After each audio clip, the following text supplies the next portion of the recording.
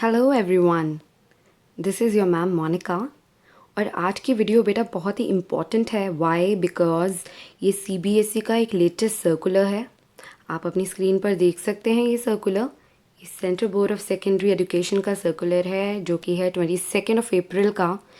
और इसमें आपके जो क्वेश्चन पेपर पैटर्न है for classes 9th to 12th, मतलब 9वीं 10वीं 12वीं 11वीं और 12वीं क्लासेस के जो क्वेश्चन पेपर पैटर्न है उसमें जो जो बदलाव आए हैं उसके बारे में ये बेटा सर्कुलर है। सो this is very important for all of you. Video को एंड तक देखना। मैंने इसमें आपको किस प्रकार के प्रश्न आएंगे वो भी समझाया है विद एग्जाम्पल्स, आपको क्वेश्चन पेपर में से दिखाकर भी बताया है ताकि आपको आइडिया लग जाएगा कि आपका जो इस बारी 2021-22 का पेपर आएगा बोर्ड का या एग्ज़ाम का, फाइनल एग्ज़ाम का, वो कैसा होगा। आपको एक उसका रूप दिख जाएगा। Okay, so be with me till the end. और वीडियो पसंद आए तो लाइक करना, शेयर करना, और मेरे चैनल को अगर अभी तक सब्सक्राइब नहीं किया है आपने तो डेफिनेटली कर देना ताकि आपको सारी लेटेस्ट इन्फॉर्मेशन मिलती रहे। ओके, तो मैं जल्दी से सर्कुलर आपके लिए रीड कर देती हूँ। जो सब्जेक्ट है सर्कुलर का वो ये है कि assessment and evaluation practices of the board for the session 2021-22। तो अब बोर्ड ने क्या डिसाइड किया है बेटा कि अब जो सीबीएसई के पेपर आएंगे वो ज़्यादा से ज़्यादा कॉम्पिटेंसी बेस्ड एजुकेशन पर होंगे। मतलब क्या है इसका कि जो आपके सवाल हैं वो रोट रट्टा उस पे बेस्ड नहीं होंगे कि हमने पढ़ लिया, आपने लर्न कर लिया और आपने जाके क्वेश्चन के सवाल लिख दिए वहाँ पे जो आपने अपने चैप्टर के पढ़े। ठीक है, तो आपकी रट्टाबाजी जो है ना अब वो थोड़ी सी कम करने की कोशिश करी है सीबीएसई ने। ये तो बहुत अच्छी बात है। तो इसका मतलब ये होगा कि अगर आप क्लास में ध्यान से सुनेंगे और आपने चैप्टर को अच्छे से पढ़ा होगा तो आप अपनी समझ से उन क्वेश्चंस को सॉल्व कर सकेंगे। सो this is a very good thing. Okay, तो इस चीज़ से हमें घबराना नहीं है कि न्यू पैटर्न हो गया तो पता नहीं क्या होगा। It is become simple for you, more simple, I mean it's become simpler for you. Okay, तो आगे देखते हैं कि और क्या कहा है सीबीएसई ने इस सर्कुलर में। The National Education Policy 2020 has affirmed that they need to move from rote to competency based learning, making it more focused on developing the creative and critical thinking capacities of students to meet the challenges of the 20th century.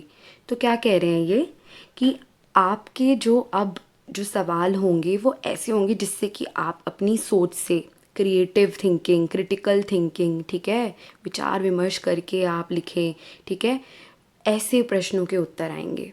ठीक है, और ऐसे प्रश्नों के उत्तर आप देने के लिए प्रिपेयर्ड होने चाहिए। You should be able to solve the problems, है ना। तो यहाँ पे लिखा है it emphasises that learner must be equipped with the ability to solve problems and assessment must shift from testing primarily rote memorization skills। एक second मैं इसको ऐसे कर लेती हूँ।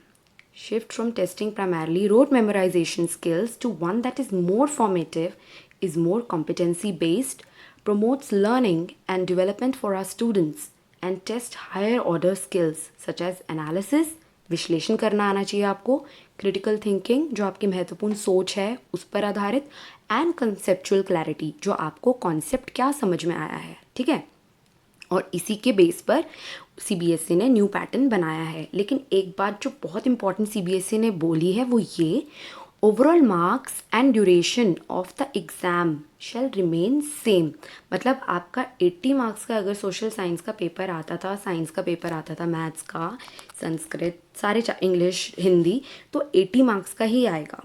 ठीक है, और बाकी जो 20 मार्क्स का आपका इंटरनल असेसमेंट होता है वैसा ही रहेगा। ठीक है, बट आपका टाइम भी सेम रहेगा। आपका 3 घंटे का पेपर होता है जिसमें आपको अलग से रीडिंग टाइम भी मिलता है, वो अलग होता है, तो आपको वो टाइमिंग भी सेम रहेगा। बट जो असेसमेंट के तरीके हैं वो थोड़े से बदल जाएंगे, मतलब कि आपके जो प्रश्नों का तरीका है वो स्टाइल थोड़ा सा बदल जाएगा। ठीक है ना, और देयरफॉर इसीलिए सीबीएसई कह रही है in the fourth coming session, आने वाले सेशन में greater number of competency based questions or questions that assess application of concepts in real life unfamiliar situations will be part of the question paper. ठीक है, ऐसे सवाल जिनको आप अपनी रियल लाइफ में अगर आपके सामने कोई प्रॉब्लम आती है उसको कैसे सॉल्व करेंगे, उस पे आधारित प्रश्न आएंगे आपको। तो अब मैं जल्दी से आपको दिखा देती हूँ कि अलग अलग क्लासेस के लिए सीबीएसई ने क्या बोला है, कि पहले कैसे क्वेश्चंस आते थे और अब कैसे आएंगे। तो this is for classes 9th and 10th। 9th और 10th के बच्चों के लिए ध्यान से सुनिएगा, ये थ्योरी एग्जामिनेशन के लिए ही है जो 80 मार्क्स का पेपर होता है, ठीक है। पहले आपका 2020-21 में ऑब्जेक्टिव टाइप क्वेश्चन जो एमसीक्यू ज़्यादा होते थे जिसमें 20% आते थे, अब कितने आएंगे 2021-22 में? 30% आएंगे कॉम्पिटेंसी बेस्ड क्वेश्चन, जिसमें एमसीक्यू भी होंगे, केस बेस्ड क्वेश्चंस होंगे, सोर्स बेस्ड इंटीग्रेटेड क्वेश्चन या और तरीके के क्वेश्चन होंगे, ठीक है। मैं आपको एक बारी ना एमसीक्यू कैसे होते हैं, ठीक है, और ये सोर्स बेस्ड क्वेश्चंस कैसे होते हैं मैं भी आपको दिखा देती हूँ, आप उसको देख लीजिए ताकि आपको एक आइडिया हो जाएगा, ठीक है। जैसा कि आप जानते हैं कि जो अभी तक सामाजिक विज्ञान का पेपर आता था उसमें आपके जो पहले 16 प्रश्न होते थे वो एमसीक्यू बेस्ड होते थे या fill in the blanks based होते थे और 1 मार्क के होते थे, या उसमें एक शब्द का या एक लाइन का आपको उत्तर देना होता है, ठीक है। तो अब जैसे यहाँ पे अब आप देख सकते हैं न्यू सर्कुलर जो आया है उसके हिसाब से आपका जो क्वेश्चन पेपर पैटर्न है वो पूरी तरीके से बदल जाएगा, बिकॉज उसमें कॉम्पिटेंसी बेस्ड क्वेश्चन ज़्यादा आएंगे जिसमें कि आपको अपनी जो समझ है वो रियल लाइफ सिचुएशन में आपने कैसे लगानी है, या आपने जो अपने पाठ में पढ़ा है उसके आधार पर आपकी क्या समझ बनी है उस कॉन्सेप्ट को लेकर, उस पाठ को लेकर, उसके सवाल पूछे जा सकते हैं आपसे। जैसे कि आप मैं सामाजिक विज्ञान का कक्षा 10वीं का एक क्वेश्चन पेपर है वो मैं शेयर कर रही हूँ, सोशल साइंस का। क्वेश्चन नंबर 16 देखिए, ठीक है। राजेश के देश में निम्नलिखित विशेषताएं हैं, बताइए राजेश लोकतांत्रिक देश में है अथवा अलोकतांत्रिक। तो आपको बताना है, क्वेश्चन मैं इंग्लिश में भी रीड करती हूँ।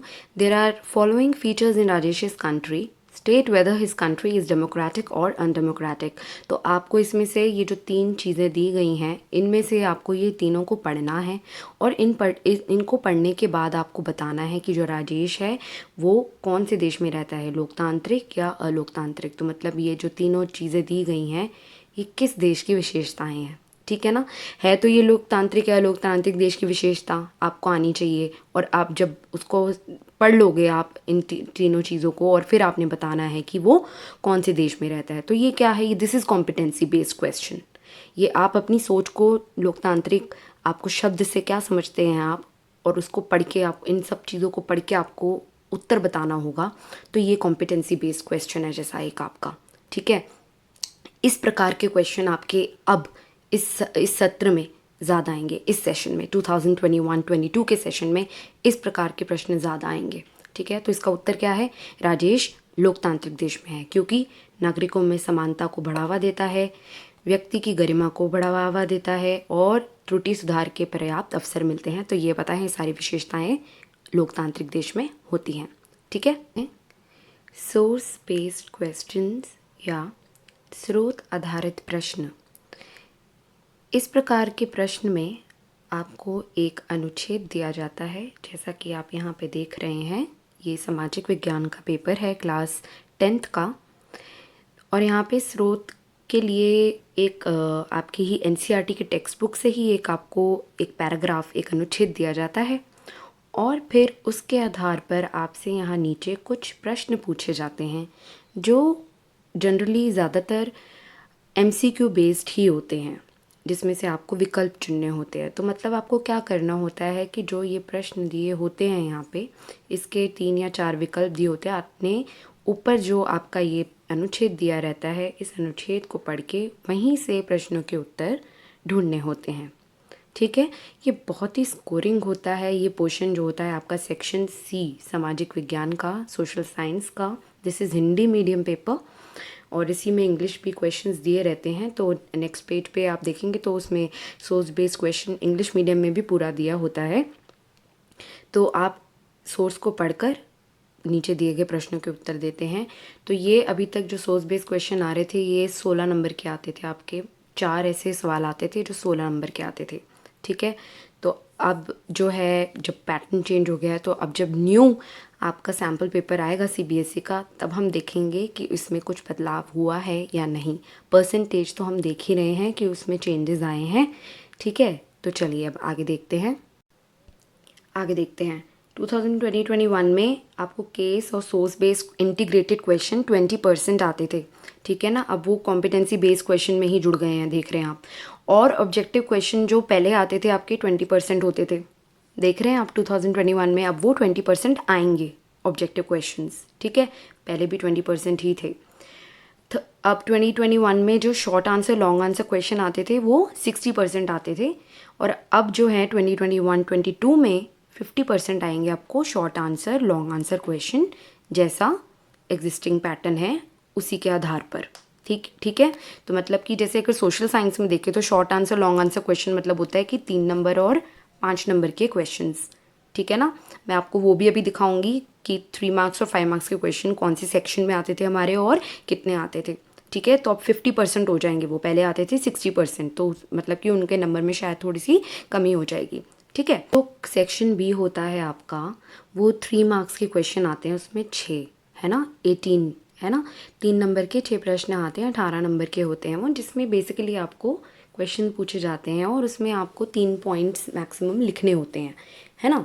और यही ऐसा ही आपके क्वेश्चन आते हैं सेक्शन डी में। सेक्शन डी में आपको आते हैं 5 मार्क्स के 5 क्वेश्चंस, ठीक है। सामाजिक विज्ञान में सेक्शन डी में 5 मार्क्स के 5 क्वेश्चंस आते हैं, जिसमें आपको ये जैसे लॉन्ग आंसर टाइप क्वेश्चन होते हैं, जिसमें आपको बेसिकली 5 पॉइंट्स में आंसर देना होता है। आप देख सकते हैं अपनी स्क्रीन पे, हर क्वेश्चन यहाँ पे 5 नंबर का है और आपको ये पूरा डिटेल में आंसर देना होता है ना। तो अब इसमें भी किस प्रकार से चेंजेस होंगे या नहीं होंगे, let we will see when the new sample paper will come from CBSE, ठीक है। तो ये था 9th और 10th के लिए। अब है 11th और 12th के लिए। फॉर 11th और 12th भी ऑब्जेक्टिव टाइप क्वेश्चन पहले आपके 20% आते थे, कॉम्पिटेंसी बेस्ड क्वेश्चन अब आपके आएंगे 20%, जिसमें एमसीक्यू बेस्ड क्वेश्चन होंगे, केस बेस्ड क्वेश्चन होंगे, सोर्स बेस्ड इंटीग्रेटेड क्वेश्चन और भी तरीके के क्वेश्चंस। फिर आपके पहले आते थे case based source based question 10%, ठीक है। तो अब वो 20% में देखो इंक्लूडेड हो गए हैं यहाँ पे, ठीक है। और अब आपके ऑब्जेक्टिव क्वेश्चंस आएंगे 20%, ठीक है। फिर हैं आपके शॉर्ट आंसर लॉन्ग आंसर जो पहले आते थे 70% के, वो इस बारी आपके होंगे 60%, तो 10% उसमें कमी होगी। तो दैट मीन्स आपके जो कॉम्पिटेंसी बेस्ड क्वेश्चन हैं जिसमें एमसीक्यूज़ वगैरह और ये सब हैं वो बढ़ जाते हैं, और ऑब्जेक्टिव क्वेश्चन भी आपके 20% तो बढ़ जाते हैं। तो that means paper must be more scoring, आपका पेपर अब आप और अच्छे से स्कोर कर सकते होगे। So which is very very good news for you. Okay, so smile, आपके लिए तो ये बहुत अच्छी बात है, ठीक है। बस थोड़ी सी मेहनत ये है कि क्लास में ध्यान देना है या ऑनलाइन पढ़ाई में ध्यान देना है और चैप्टर के कॉन्सेप्ट्स को अच्छे से समझना है। तो आपका काम क्या है, बेसिकली अंडरस्टैंडिंग का, समझने का, ठीक है ना बेटा। रट्टाफाई करना थोड़ा सा कम हो जाएगा, which is a good thing, ठीक है। तो ये था बेटा आपका सीबीएसई का सर्कुलर, जो कि आपको नए पैटर्न के बारे में बता रहा है, आपका क्वेश्चन पेपर का पैटर्न। और जैसे ही न्यू सैम्पल पेपर आएगा सीबीएसई का, मैं वो भी आपके साथ ज़रूर डिस्कस करूँगी, ठीक है। सोशल साइंस का पेपर आपके साथ ज़रूर डिस्कस करूँगी, और भी किसी सब्जेक्ट का होगा तो आप मुझे कमेंट बॉक्स में लिखना कि इफ़ यू वांट, मैं वो भी आपके साथ डिस्कस कर लूँगी, ठीक है। और अगर अभी तक आपने मेरे चैनल को सब्सक्राइब नहीं किया तो कर लो, नोटिफिकेशन बेल पे क्लिक कर दो, ताकि जब भी मैं वीडियो शेयर करूँगी आपको पता चल जाएगा। Okay, so this is your ma'am Monika saying bye bye, take care of your self,